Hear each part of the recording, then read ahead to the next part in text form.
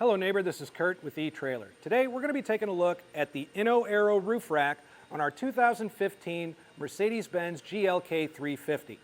Now if you go ahead and purchase this rack and put it on your Mercedes, why don't you share what you like about it in the comments below. We'd love to share your experience with other neighbors so that they can make the best decision for themselves. Now, a roof rack is an excellent way to carry any kind of extra cargo or goods that you have when you have a smaller vehicle like the GLK-350. What we could put up here would be a kayak carrier, a roof cargo box to carry some of that extra stuff. There's a lot of things that we can get on the roof of this that really won't take up any space inside, especially if you got a vehicle full of passengers. Now, this is an aero-style roof rack, which means that the crossbars are wider at the front, narrower at the back. What that's really going to help with is going to be road noise. These aren't as noisy as your square or your round bars. These are also going to provide a 165-pound weight capacity. However, it is important to double check your owner's manual and see what the rooftop capacity of the vehicle is. If it's lower than 165 pounds, then that's your capacity.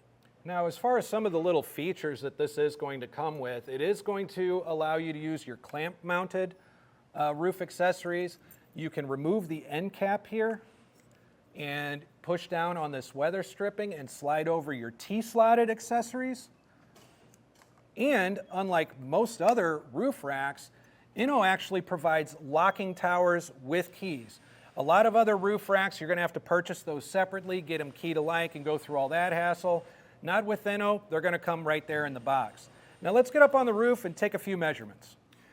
Now, we've set up our crossbars in a way that we're not going to be interfering with our first and second row moonroof here, and you'll see that in a moment while we walk you through how to install this.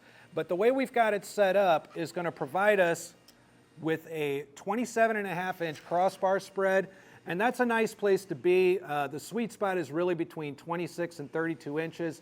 That's where most rooftop accessories fall into. However, with raised rails, you can technically move these bars kind of any way you want to if you've got a lot of different accessories you want to put up here. The other thing we want to check for is just how much height this adds to the vehicle. So with these on, it's going to add another 4 3/4 inches of vehicle height. And we've got a 3 1/4 inch clearance from the roof to the underneath of the crossbar. Now, from the end of our tower to the end of our bar, this is going to have an overhang of about 2 1/4 inches.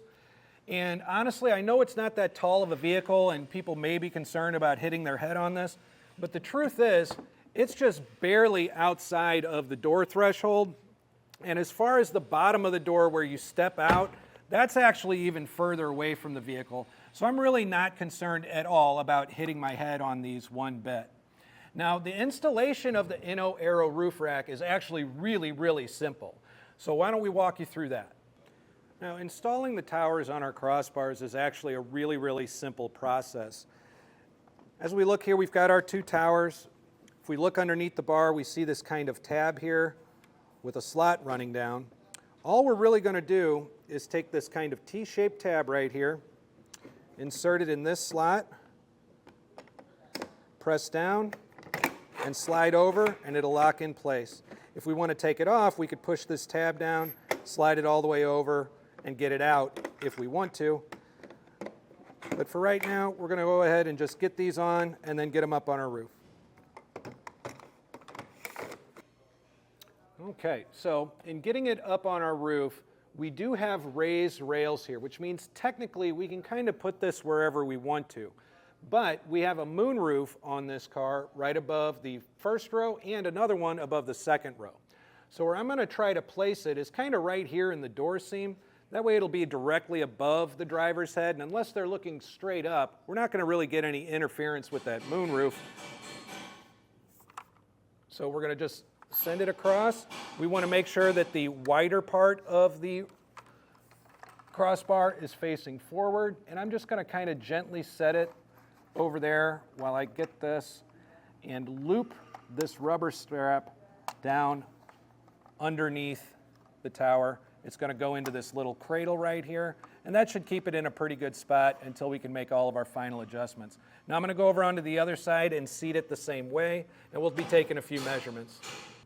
Now our rear crossbar is already installed, and where we installed it was so that the rubber strap that wraps around underneath butts right up to the back of this center support on our rails.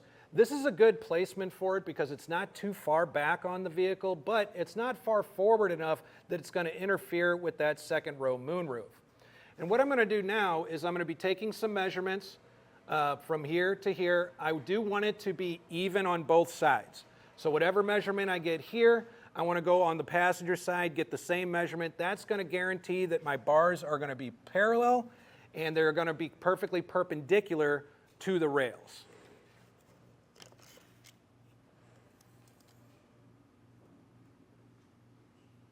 And as we have it right now, we're looking at being at about close to 27.5, 28 inches, probably 27.5 to get the right placement. I'm going to double check that over on the other side, and that is a decent crossbar spread. Most items that you're going to be putting up here are going to need a crossbar spread somewhere between 26 and 32 inches. So depending on what you're putting up here, you know, you could move this forward or back a little bit or vice versa. It's just really important to make sure that they are going parallel and perpendicular to our rails. So now that I've got an even crossbar spread on both the driver and the passenger side, the next thing I want to check on is my overhang, which is how far over the towers this is going to be coming out. So I'm going to take a measurement here, you know, and you could use any spot to measure that overhang from, whether it's right here or back here, wherever you're comfortable with. We just want to make absolutely certain that we're measuring from the same point on both sides so we get an even overhang on each side.